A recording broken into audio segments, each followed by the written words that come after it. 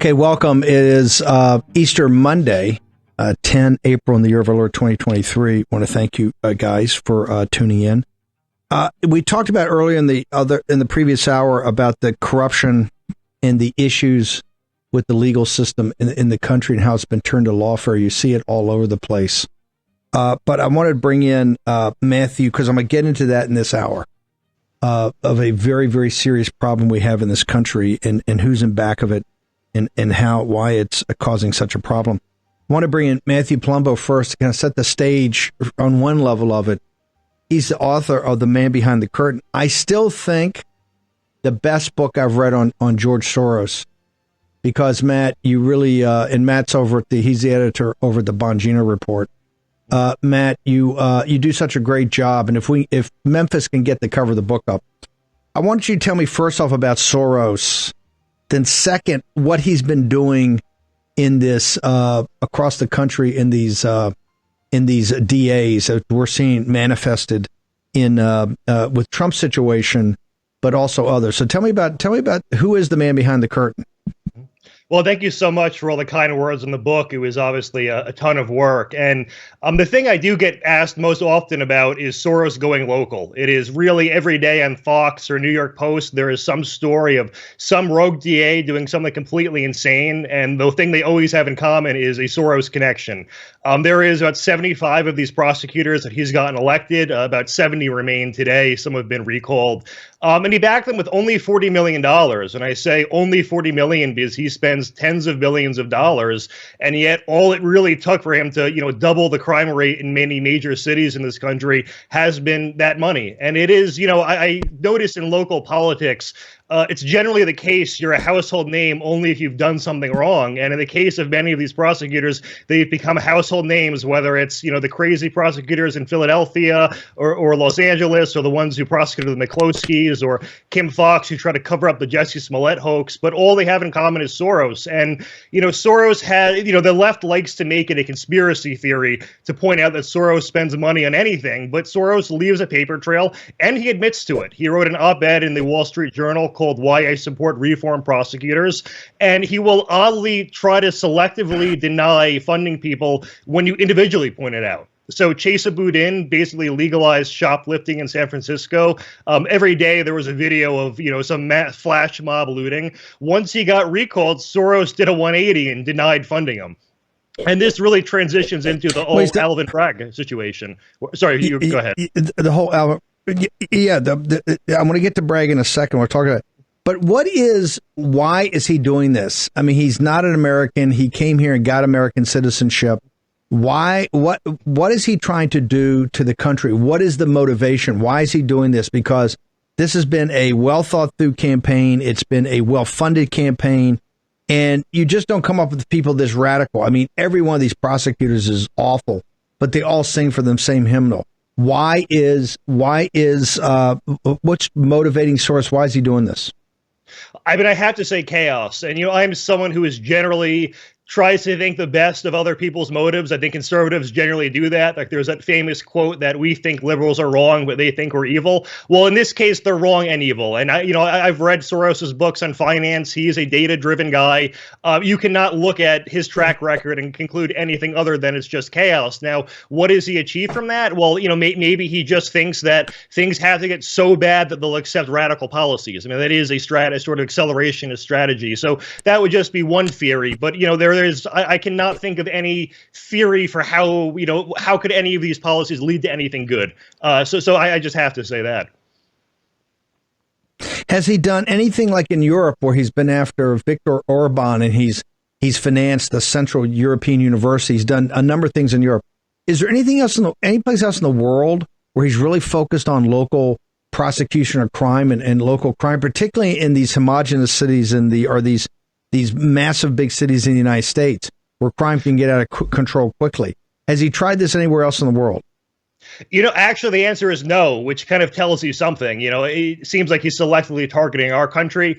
When I was researching the book, he generally supports like NGOs that are sort of contrary to the values of the countries he's operating in. So, pushing transgenderism and LGBT issues in countries like in African countries and Latin American countries where they're, generally not as well accepted. But so, yeah, it's more and more cultural things. And then also things that are self-serving. Soros, for instance, had a large role in, the breakup of, a lot of these post-Soviet countries during the breakup of the Soviet Union.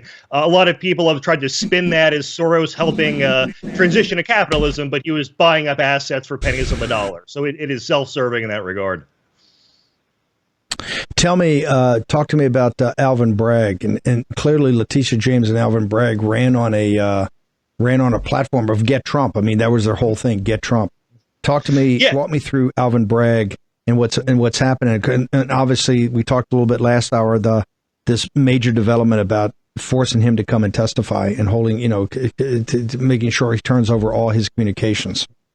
Yeah, so Soros backs him with about $1 million, and the fact checkers are really trying desperately to obscure reality. So the timeline is there was a group called Color of Change back in May 2021. They announced, and they're an anti-cop, anti-law enforcement group, and they announced we want to spend $1 million on Alvin Bragg. 6 days later, Soros writes a check to them for $1 million. So whether or not you think he's Soros funded is, do you think that's a coincidence? And hilariously, the fact checker excuse is yes. If you read the Glenn Kessler at the Washington Post, he basically emailed Color of Change, and they, I guess, claimed it was just happened to be the biggest coincidence ever, and he bought it. Now, as for the case itself, listen, I think you can kind of take an Occam's razor approach in that during Trump's presidency, I mean, every single day on CNN, MSNBC, it was a walls are closing in. We finally got Trump kind of story, and obviously none of them materialized. So you would have to believe that the smoking gun was sitting out in the open for 5 years, and somehow the only person who noticed it was the guy who literally campaigned on convicting Trump. It seems more like he was just, twisting reality in his favor. And there's really not that much optimism the charges are going to stick. Even Van Jones on CNN was casting doubt, and even Jake Tapper, of all people, was saying, do we have, does anyone really think this would happen if Trump just went back to being a real estate developer? And I don't think anyone on the panel actually did. So it seems like a flimsy case that will go nowhere. And lastly, they kind of gave away their hand in the timing, and that the trial date is set for December, right when the primaries are going to start. So it's really exactly what you would expect if it was politically motivated.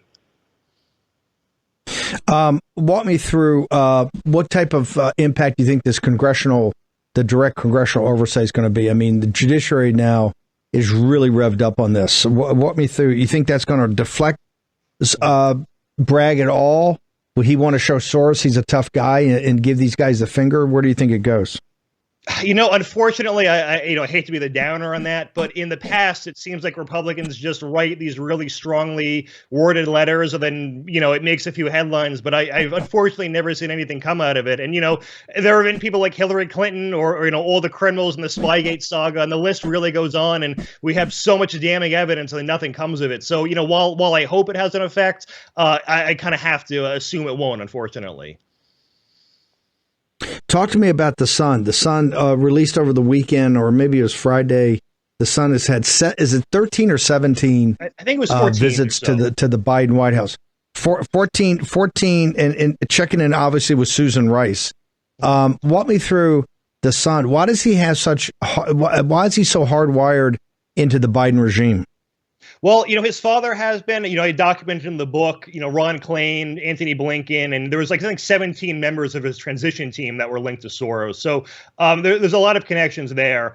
And then with Alex Soros, it seems like he's already taken over his father's position. I kind of refer to him as the ambassador of his father, and the New York Post ran with that, which I thought was cool. But, you go on the kid's Instagram account, and it's almost as if he's bragging or mocking us to our face. It is every progressive Democrat you could possibly imagine. And then there's a lot of international leaders at all that people might not be familiar with that he's meeting with. So he has a lot of power, and he's donated $11 million of his own money so far to these causes. causes, and he is set to inherit through the Open Society Foundation a $20 billion war chest.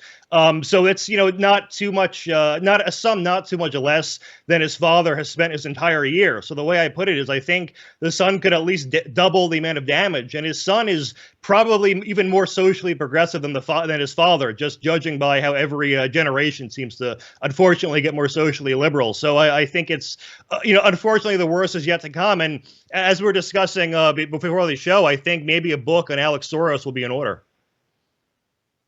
That'd be the next one, your sequel. When you say 17 members of Biden's regime, and you name some of the most notorious, when you say connections to Soros, you mean he hired them as consultants, their companies did business with, or what do you mean by that?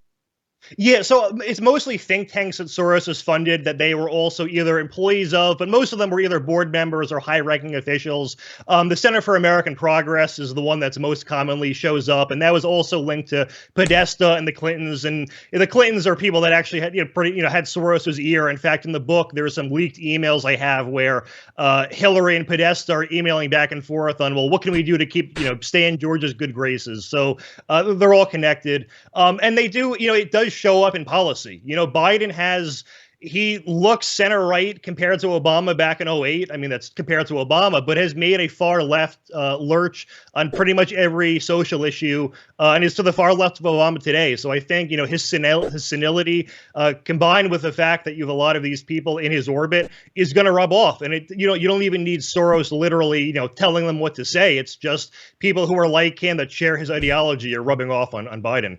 And as for how it showed up in policy, I mean, Antony Blinken is one person I name in the book who's had deep connections, familial connections to Soros. In fact, both his parents are mega donors to Soros, and one of the first things he did after taking his position was sanction an Albanian critic of Soros. So just a lot of little things pop up policy-wise and influence-wise. Talk to me when and you wrote the book, but when anybody discusses Soros, the media comes on and says, "Oh, this is an anti-Semitic conspiracy trope." What say you, sir? Well, listen, it's just an attempt to shut people up. I mean, the everything is racist has been the strategy of the left for, I mean, as long as my memory goes back, and I'm sure it's been longer. The everything is anti-Semitic is just the latest deviation of this. And I've been asked this question before, and I've seen a lot of comments in the comment section that are along the lines of, I didn't even know he was Jewish. And listen, there are, Sheldon Adelson was a Jewish mega donor. Many of the exact same people who will criticize me for talking about Soros, if you go through their Twitter feeds and do a search and find for Sheldon Adelson, will have had no trouble criticizing him in the past. So they're all hypocrites, and it's just to shut you up. And pretty much 100% of the time they've claimed some allegation against Soros as an anti-Soros conspiracy theory. It's more conspiracy fact than theory. So it's really more of a sign you're onto something than anything.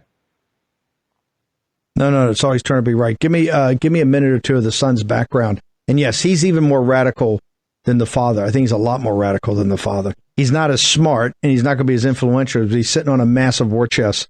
Talk to us about the son for a second. The son? Yeah, so, I'm still going to have to do a lot more research on his background, but he seems to right now be most active in the Balkans, so countries like Albania, North Macedonia, Montenegro. Actually, an amusing anecdote, I was in Albania to do a speech on the book, and I was actually in the same hotel as Alex Soros, and I tried to get a meeting with him, but he was not interested. So I'm going to try again for the next book to try to do a sort of a biography on him and really expand on that. But we'll see how that goes. When you say the open society has a $20 billion, has he done one of these charitable contributions where he tax-free puts the stock so they don't have to pay taxes, and then the son basically controls it and lives off that? So this is this philanthropic tax scam. It was the biggest tax scam of all time. So he donated like $20 billion to the Open Society Foundation.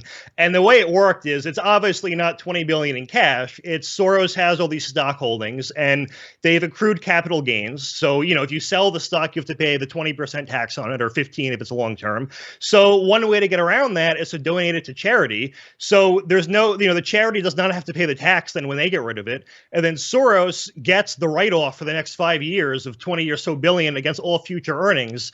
And there have even been years where Soros hasn't paid any tax, and ProPublica and some of his defenders have tried to claim it's because, his fund might have not performed well. No, it's because he did this whole tax scam and wrote it off against his income.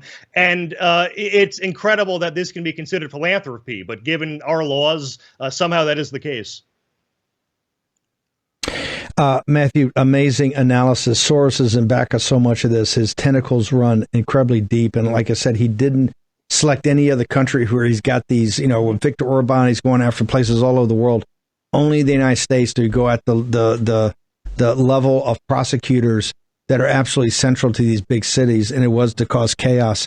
How do people get you on social media? How do they get to the Bongino Report? How do they get to the book? Yeah, so Bongino Report is BonginoReport.com, and obviously I encourage anyone to set it as their homepage. But it's just, our version of Drudge Report. It's a, actually right-wing alternative. As for the book, I mean, I guess they say on TV wherever books are sold. Amazon's obviously the obvious one, but I know a lot of people don't want to shop there. So Barnes & Noble, Target, Walmart. I mean, if you Google the book or any other search engine, it should pop up pretty easily. Oh, and social media. Now, I want to pivot. Sorry. Yeah. Go ahead. Okay. Now, I'm a transition to Jayne Zirkle. You've been doing some amazing pieces in Gateway Pundit about the Miles Gross situation. Walk me through that. These pieces are absolutely incredible. We're going to have Jayne Zirkle has been following the trial. When you talk about the lawfare system being used against somebody, what's happened to Miles is absolutely, I think, outrageous, right? It's completely outrageous. Walk us through your pieces that have been going up on Gateway Pundit and in other places. Well, I think the pieces by Matthew have really exemplified how the CCP has infiltrated the judicial system and has infiltrated very high-ranking government officials. And on the flip side, it also shows just how far corrupt individuals will go to have a CCP insurance fee, right? I mean, you look at the Biden crime family and how they've been able to funnel hundreds of millions of dollars through their family. And it's often become, and as it's been revealed and as it's developing, it's because of these CCP-linked officials. And that's what this trial has been showing, right? Joe Lowe, who was involved in the 1MDB financial scandal, partnered up with Cross Michelle, who was on trial here. And what the CCP wanted from them is to have Miles Gross extradited. Talk to me about, I'm going to go back to Matthew in a second. This trial, here's what I don't understand, Jayne. You had Leo DiCaprio come and testify in open court in Washington, D.C., and it was not a media frenzy. I mean, Leo DiCaprio, you would think there'd be 2,000 reporters, the place would be packed, you have to get a ticket, a month in advance. Why is this trial not getting any publicity? Bloomberg had a cover story on this entire situation about 4 weeks ago leading up to the trial. But since the trial started, it's really been crickets. Right, and really throughout this, it's been crickets, especially on the CCP front. George Higginbotham and Elliot Brody, who have already been charged and pled guilty to their crimes in relation to this matter, have not really faced a lot of consequences on the CCP front because the media has not been covering it from that angle. And Leonardo DiCaprio as well, there's been a big lack of mention of the CCP infiltration in the media coverage. One thing that was brought up during Leonardo DiCaprio's testimony was that Joe Lowe talked about making a donation of $20 to $30 million to the Democrat Party when he started to get involved in the Obama era of politics. And that's where Cross Michelle and him really got their political lobbying scheme, wingman scheme started. Jayne, you just went to the thing I was going to bring up. I mean, Leo DiCaprio says in open court that the guy, once he got to know him, talked about making $20 to $30 million donation to the Democratic Party to basically elect pro-CCP people that were friendly to the CCP. That because everything about Joe Lowe is that you got to be, first of all, he's hiding in China right now. They say that somehow he's associated with Wang Qishan, including, I've heard that he may be the illegitimate son, but that could just be a rumor. But he's certainly hiding in China right now. Leo DiCaprio says in open court, oh yeah, he talked about making a this guy's not even close to being an American citizen, making a $20 or $30 million donation to the Democratic Party. and all we hear is crickets. How can that be? Well, it's because a lot of the mainstream media companies have major CCP ties. I mean, this is what War Room is really about, exposing the truth and the evil that is the Chinese Communist Party.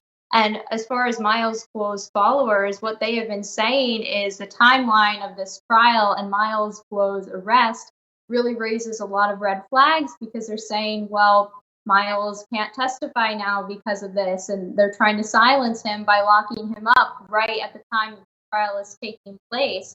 And Ross Michel worked as Joe Lowe's wingman, and he met with CCP officials. This was all partially orchestrated by the Vice Minister of Security, the CCP Vice Minister of Security.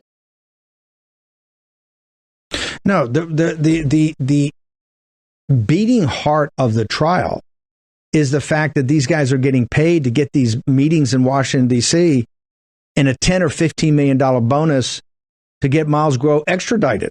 This is the heart of it. This is why, and there are no coincidences. There's no conspiracy, no coincidences.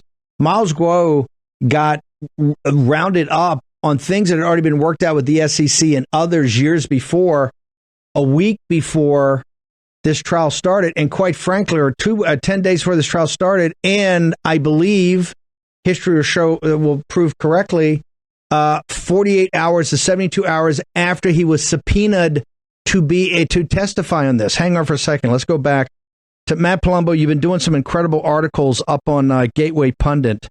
Talk to me about your knowledge. Just walk the audience through, and I want to make sure we link to all of them, about these pieces you've been doing on the details of Miles Guo's being rolled up by DOJ, but particularly the weirdness and timing about the J-Lo case, the Higginbotham, these people in the Justice Department taking $40 million. You got prominent guys like Elliot Brody, Steve Wynn, everybody with these deep connections to CCP that are going to get paid $10 and $15 million bonuses for extraditing Miles back to certain imprisonment and death in China. So walk me through your reporting. Right. Well, there is a clear effort to prevent Miles from testifying in that Pras Michel trial, and it is because of what he's going to reveal, and it's going to further expose the DOJ and FBI's ties to the CCP. And I think the best case for that is the fact that, there is even doubt that Guo might be denied bail. We are talking about New York, of all places, and New York City, which is, a place where you can be a murderer and there is a shot at getting bail. So, and also the court presiding over this, the Southern District of New York, they're presiding over the Sam Bankman-Fried case. They gave him bail. They gave Bernie Madoff bail. Elizabeth Holmes, Theranos got bail. The Wolf of Wall Street got bail. So, there is just all these comparable, alleged crimes, and there was no doubt they would get bail. So what is different with Guo? And then there was also all these other things, such as his jail going on lockdown and his lawyers not being able to visit him, or only being able to visit him in public, where there is privileged information that they can't share. So there is. For as much as the mainstream media would like to dismiss Miles as a conspiracy theorist, the retaliation against him proves he has something. I don't know if it was mentioned yet, but George Higginbotham got $40 million after visiting with the Chinese, at the Chinese embassy in D.C., and that is $40 million for one person. So that raises the question of how much money is going around total, and I don't think it would be crazy to assume it's in the billions of dollars. So that raises the question, would the CCP really invest billions in discrediting someone who's just a fraud and making it up? And I think the answer is no. That's something you could easily discredit with a propaganda video. But the level of investment and conspiracy involved just goes to show he's onto something.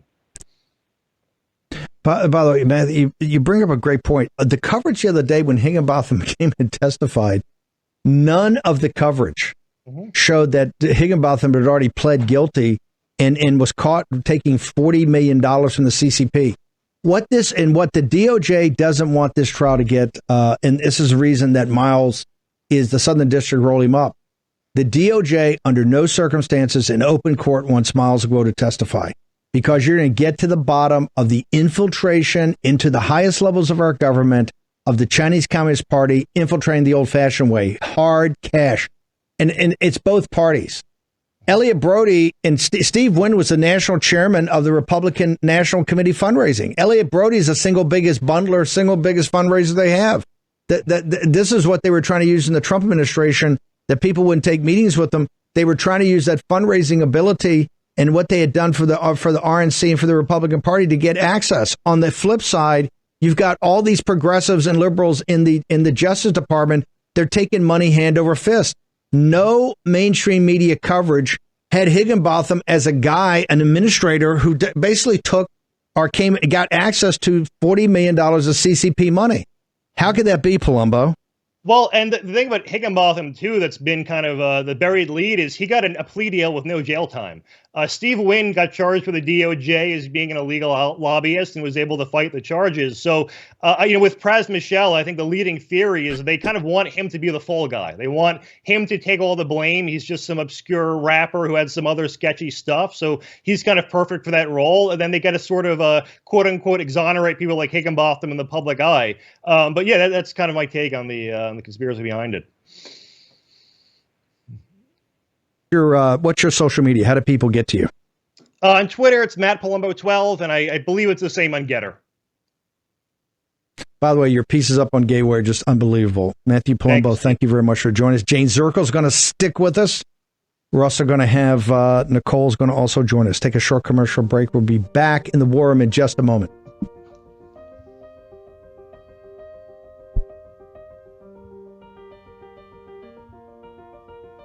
Battleground with Stephen K. Bannon. Okay, one of the Savage Angels, Jayne Zirkle, joins us. By the way, tonight at 8 o'clock on all of our Getter channels, we're going to do the replay of the Saturday show, Descent into Hell, with Dr. Tom Williams and Dr. Taylor Marshall. That was such a big hit over the weekend. We want to make sure we do it where people can see it that weren't around on Saturday or doing other things for Passover or the Easter holiday. Also, then it's going to be followed at 10 o'clock by Royce White. And of course, we'll be up chatting about it, and I'll be in the live chat tonight. Jayne, help me out here. First off, I'm kind of stunned that given the level and intensity of this trial, that you really don't get any real mainstream media coverage over it. Am I wrong? Outside of Gateway Pundit, have you seen Higginbotham's name come up? And this is a guy that took $40 million as an employee of the Justice Department and then cut a plea deal that had no jail time. It's absolutely stunning, and it shows you they're trying to sweep their dirty. They're trying to sweep all their dirty laundry, everything under the rug. Have you seen any coverage of Higginbotham at all that talks about the money he took?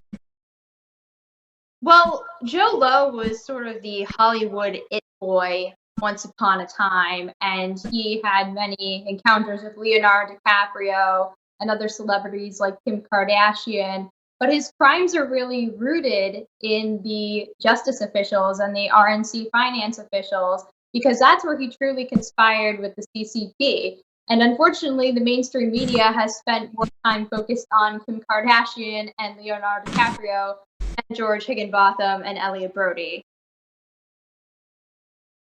Unbelievable. Jayne, hang on for a second. I'm going to come back to you. Let's bring Nicole. Do we have the cold open? Can I play some of the weekend event? Let's play the Go Ahead cold open. Then I'll bring in Nicole. Free Middle School! Free Middle School!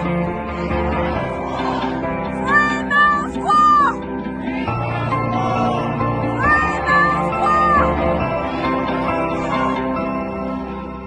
School! Depriving people's freedom in the name of freedom. Deprive people's rights in the name of democracy. Judicial persecution of people in the name of the rule of law. Commit crime in the name of justice. This is the standard configuration of socialism and communism. Today, this socialist style, this specter of communism is wandering across America. This is the most core reason why the incident in March 15th took Miles Guo forcefully away. This is the reason America's spirit of liberty is desecrated and insulted. The March 15th incident was not Mr. Guo's failure, and certainly not the failure of the new federal state of China. It is a failure of the American spirit. It is a failure of American faith. It is a failure of the American system. Fellow fighters, friends, brothers and sisters, we all know the reason for the failure of the American spirit. On this day of March 15th, such absurd things happened in the United States have proven once again Chinese Communist Party, communism, socialism, has penetrated the United States to an intolerable level. Fellow fighters, friends, is Mr. Guo guilty? If Mr. Guo has a crime, then his so-called crime is to take down the CCP. Today, if take down the CCP is a crime, I am willing to commit the crime. I would like to go to this prison. Today, we are all Miles Guo. Today, we are Miles Guo. Free Miles Guo! Take down the CCP! Take down the CCP! Take down the CCP! Take down the CCP! Until Miles defected to the West, we really, in the United States, you would always confuse China, the Chinese people, all of this, and never really focus on who the enemy is. That's the Chinese Communist Party, the CCP. I know this because really Miles was the one that said, hey, when you guys, the anti-communist part of the American political movement, particularly the MAGA movement, you don't talk in clear nomenclature. He says the CCP is the transnational criminal organization. If you look from the time that Miles came to the West in 2017 and what he warned us about, and this weekend I started the show with 1 hour of the Third World War this morning, Miles laid all this out, but specifically about the CCP. When Josh Rogan wrote the book, Chaos Under Heaven, he said, hey, Bannon heads up the, he and Navarro are the super hawks. They've never had anybody in government ever like this. You've had hardliners, you've had realists, you've had accommodationists, you had all this, but nobody's ever sat there and questioned the legitimacy of the Chinese Communist Party to even rule over the people of China from 1949 till today, and that they're an illegitimate transnational criminal organization. Miles Guo is in jail today because of the timing of this trial in Washington, D.C., where he was supposed to testify in open court about the corruption in DOJ, about Higginbotham, about Elliot Brody, about Steve Wynn, about all the efforts that are part of court records and filings about a massive effort to extradite Miles Guo back to Beijing. Why? Because Miles Guo was speaking truth to power about the Chinese Communist Party, and quite frankly, why we even have the Republican Party now with people like Gallagher and others in the House in these hardline investigations is because of so much of the work of Miles Guo in the new federal state. I want to bring in Nicole. I've been on her show many times. She's going on our show a lot. Tell me about the new federal state and the freedom fighters. Where are their heads right now? That footage was taken, most of it was taken right in front of General William Tecumseh Sherman's statue, right there, right next to Central Park in the Plaza Hotel. Of course, it's right across the street from Miles's place at the Sherry Netherlands, but it's one of the most sacred spots in America because it's a place where General Sherman, who did so much to bring the Civil War to a conclusion, is honored with a statue. Tell me, where are the people, the fighters, new federal state, all the freedom fighters that are anti-CCP, where are they right now? Where are their heads right now in relation to what's happening to Miles? Mr. Miles Guo has inspired more than 600 million freedom-loving Chinese people. So in that video, you're only seeing about 500 of them who gathered on Saturday to fight for Mr. Miles Guo's freedom. So indeed, Mr. Miles Guo is the first person to tell the whole world that the CCP does not represent China or the Chinese people. And he started a new revolution to claim independence of the Chinese people from the CCP. And then since he came to the United States of America, he helps America to claim independence from the CCP's weaponization of this government, of this country's federal government agencies. And you just did a great discussion about the CCP's weaponization of the DOJ, and we talk about George Higginbotham. And remember, this was an active DOJ employee who walked into the CCP's embassy in Washington, D.C. and met with the CCP ambassador Cui Tiankai and walked away with $14 million. But he did not spend a single day behind the bar. And guess what? If you looked up his LinkedIn, he's actively employed by a global financial company doing active business in communist China. It's called Citadel. While the target of this whole political witch hunt and persecution, Mr. Mao Guo, is spending his days behind the bar.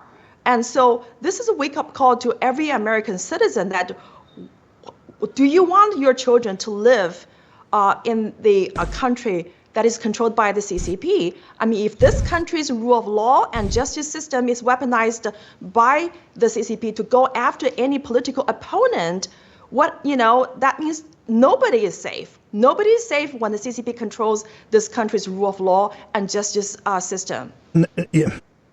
Nicole, is it because we don't believe in conspiracies here in the war room, but we also don't believe in coincidences. Is it a coincidence that New Federal State was, and I'm honored to be one of the co-founders along with Miles and other prominent dissidents, Chinese dissidents? Is there a correlation between you guys go to Turning Point and have an amazing Turning Point conference where everybody's talking about the New Federal State? Everybody's talking, the kids there, the young people are so anti-CCP, it's amazing because of the message you sent. Then we go to CPAC and you're there at CPAC and you have an incredible presentations. You're doing TV. I go over there and do the bit on Xi. Then you come to Washington and you're going around, you're meeting prominent congressmen, and people are coming back to me and say, these people are so dedicated in taking down the CCP. This is what we need. And you actually get a Dear Colleague letter. All that happens in kind of sequence in I don't know, 90 days. And then Miles is rolled up by the DOJ. Is there a correlation between the New Federal State of China getting its sea legs in American political culture and making an argument backed up by facts about the Chinese Communist Party's infiltration into the American business community, into the American financial system, into the corporate system, into Hollywood, into the universities, and particularly on Capitol Hill? Is there any correlation between you guys independently getting, Miles Guo didn't set up the meetings at Turning Point. Miles Guo and Steve Bannon didn't set up CPAC. You guys did it yourself. You guys went to Capitol Hill for 2 weeks, knocking on doors, making presentation to staff, then making presentation to congressmen, where you get a Dear Colleague letter out. Is there any correlation that Miles, all of a sudden, the Justice Department, with the trial coming up and you guys getting traction, momentum, next thing you know, he's rolled up by DOJ, ma'am? Absolutely. Someone is trying to stop Mr. Mao Guo from speaking up about the CCP's weaponization, and especially when the Press Michel's attorney requested Mr. Mao Guo to testify in Press Michel's trial currently going on Washington, D.C., that request was denied. And Mr. Mao Guo was also arrested on March 15th. So he won't be able to testify in Press Michel's trial. And we know that Mr. Mao Guo is instrumental to that case involving Press Michel, George Higginbotham, Stephen Wynn, and Elliot Brody. Yet, none of the Stephen Wynn and Elliot Brody and George Higginbotham, they walked away free. Mr. Mao Guo is behind the bar. And someone is trying to stop our effort to expose the dirtiest and the darkest corner in this country, and that is the CCP's weaponization of this country's DOJ, FBI, and SEC. And also, I want to talk about America's mainstream media. Back in 2017, when you, Mr. Steve K. Bannon, and Jeff Sessions stopped the CCP's orchestrated plan to return Mr. Mao Guo to China using the help of George Higginbotham and Stephen Wynn and Elliot Brody, no mainstream media talk about you stopped the CCP's weaponization of this country's justice system.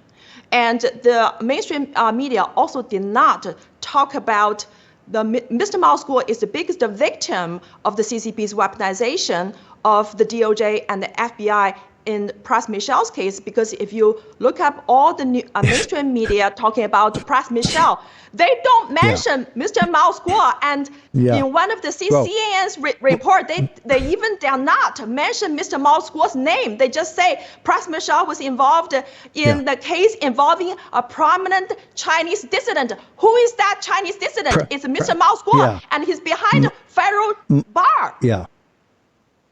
It's a complete lie. They completely lie about this the entire time. Nicole, I've known you for a while, and what you've done with New Federal State and all the fellow fighters has been just incredible. But they say, when Miles gets arrested, some of these guys on the left that hate him, and the reason they hate him, they're all in the employ of the Chinese Communist Party. Chinese Communist Party has spread so much money. If they don't hate Miles and they know Miles is not here spreading the word of their crimes, why are they spending tens of millions of dollars to extradite him back to China? Why is that? The Wall Street Journal, they sent agents over to get him. They've put money all over D.C. to try to extradite him. If he's not doing a great job exposing the Chinese Communist Party, tell me why is the CCP spending tens of millions of dollars to get him back? They don't throw tens of millions. They're Chinese. They don't throw tens of millions of dollars around unless they want something. Nicole, I've heard, from looking at the far left media that supports the CCP, they're Marxists just like them. They support the CCP. They hate America. That you're a member of a cult. That the New Federal State is nothing but a Miles Guo cult, and you're a member. You're a cult figure. And he's the head of the cult. Give me your assessment of that, ma'am. We are freedom-loving Chinese people, and we are CCP enemy number one. Just because the CCP has bought out America's mainstream media doesn't mean that we are the cult, because that's how the CCP's propaganda portray Mr. Mao School and our movement. So this country's mainstream media have been amplifying the CCP's official propaganda. They're pushing the false narrative against the American people, and they try to pit American people against the new federal state of China. And so, according to a tracking study of the Gallup poll, luckily, most American people do not believe in America's mainstream media's capability in reporting the facts, and so people know that if you are being targeted and slandered by the mainstream media, you should wear it as a badge of honor. And we know that Mr. Steve K. Bannon, you became the most targeted enemy by CCP's propaganda, and they say you are a scumbag and all those false narrative. And people love you in this country because you're a true American hero. You're a true American patriot. And same with Mr. Mao School. He's beloved by more than 600 million Chinese people. We love him, and Mr. Mao School loves this country. He loves American people. He loves the U.S. Constitution, and he believes America is one nation under God, and that there are more good people in this country, that these good people working inside the U.S. Congress, inside the DOJ and the SEC, they will come out and they will help bring justice to the real criminals and hold these people accountable. So we're really looking forward to Jim Jordan, to Kevin McCarthy, to start an immediate investigation into the CCP's weaponization of the DOJ and SEC. And it's a very easy thing to do. Just follow Mr. Mao School's lawsuit that had been filed against him in America's courthouses, all funded by the CCP, by utilizing America's top law firm, because there's so many American top, very prominent law firm doing business in communist China. People often ask me, how can American law firm practicing law in a lawless country? You tell me, everybody. Exactly. And how can they make like tens of billions of dollars by practicing law in a lawless country? Yeah. And now they're being hired by the CCP to go after CCP enemy number one? The receipts can tell you that the American people, I think it's 80%, see the CCP as the biggest existential threat to America. That only happened after Miles got here. That's why they're trying to extradite him back. This is not that hard. It's pretty straightforward. Miles was one of the most senior billionaires to ever leave China. And when he came here, that's when I first saw him. He was doing these videos. And by the way, his first got taken down on Twitter. Elon Musk has never let him back on. Yeah.